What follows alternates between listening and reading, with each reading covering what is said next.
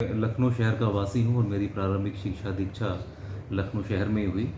और हिंदी को लेकर रुचि बचपन से ही जागृत थी। मुझे याद है कि हमारे जो मोहल्ले के सभासद थे, उन्होंने अपने घर में एक छोटी सी लाइब्रेरी की शुरुआत करी थी अपने क्षेत्र के बच्चों में जी। पढ़ाई लिखाई की रुचि को जागृत करने के लिए। जी। और हम लोग याद है वहाँ पर जाकर कई जो है किताबें वगैरह लेकर आते थे, कहानियों की किताबें पढ़ाई वगैरह के लिए।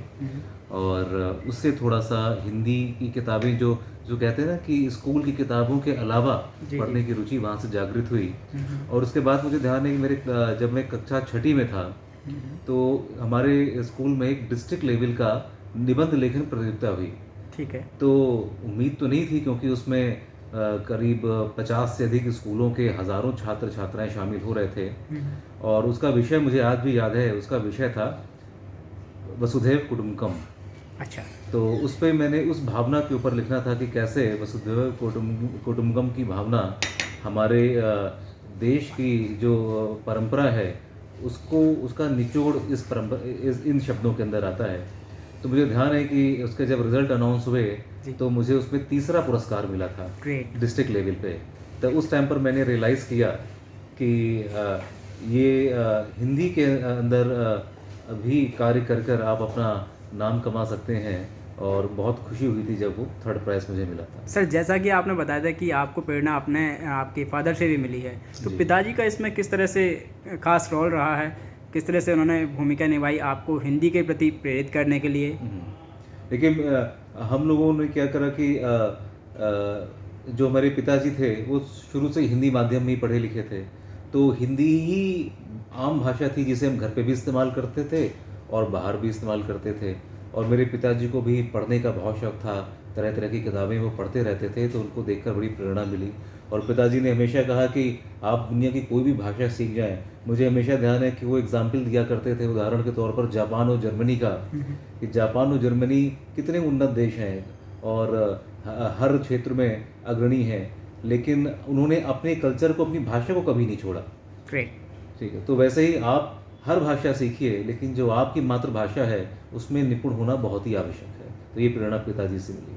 ठीक है। इसके अलावा अभी आप कुछ हिंदी में कुछ लेख वगैरह भी लिखते हैं, या हिंदी को बढ़ावा देने के लिए कुछ अपनी तरफ से आपने कुछ प्रयास किए हों? जी जी, देखिए अभी तो ये चूँकि अभी जिस चार्ज में हूँ, जिस पोस्ट पर हूँ, जी। समय उतना नहीं मिल पाता है कि कुछ स्वलेखन किया जा सके। जी, जी। लेकिन अपने कार्यालय में हिंदी को बढ़ावा देने के लिए, हम्म। राजभाषा के अधिक से इस्तेमाल के लिए बहुत सारे कार्य हम लोग करते हैं, जिसमें कि हर दूसरे तीसरे महीने हम किसी हिंदी विशेषज्ञ को बुलाकर यहाँ पे परिचर्चाओं का आयोजन करते हैं। इसके अलावा जो हमारे आसपास के स्कूल हैं, इन छात्रों को बुलाकर जी। हिंदी का निबंध लेखन, जी। हिंदी की क्विज कंपटीशन वगैरह, जी। या और हमारे ऑफिसर्स के बीच में जी। कविता पाठ हम्म। या इस टाइप के लेखन की प्रतियोगिता हम लोग कराते रहते हैं, ताकि कार्यालय में भी हिंदी के प्रचार प्रसार का कार्य हो सके। ठीक है। सर, ये मान सकते हैं ऑफिस में ज़्यादातर जो कार्य होते हैं जो ऑफिस वर्क के हैं, वो हिंदी में ही की जाते हैं? जी बिल्कुल, जैसे कि आपको ज्ञात होगा कि हरियाणा जो है, वो जो राजभाषा अधिनियम है उसके अंतर्गत का क्षेत्र में आता है। अगर आपका कार्यालय का क्षेत्र में स्थित है, तो आपको जो भी पत्राचार कर रहे हैं, उसके जो भी आपको चाहे चिट्ठी लिखनी हो या चिट्ठी का जवाब देना हो, वो आपको हिंदी या द्विभाषी भाषा में करना अनिवार्य है। द्विभाषी मतलब आप कुछ उसमें पार्ट अंग्रेजी में हो सकते हैं जी। और कुछ पार्ट हिंदी में हो सकते हैं, या आपको पूर्णतः हिंदी में ही जवाब देना अनिवार्य है। अच्छा। जी ठीक है।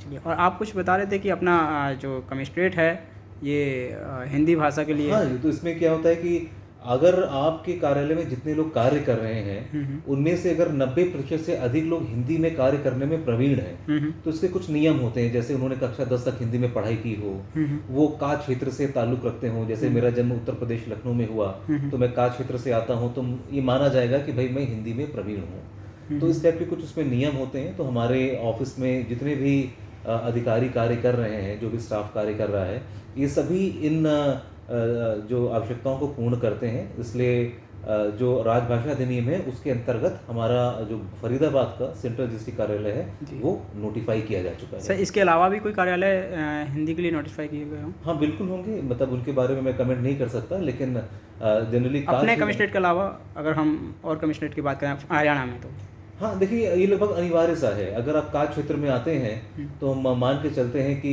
जो मिनिमम क्वालिफिकेशन रिक्वायर्ड है नोटिफाई करने के लिए, वो लगभग सभी कार्यालयों की पूरी होती होंगी। ठीक है, ठीक है। ठीक है सर, धन्यवाद। जी।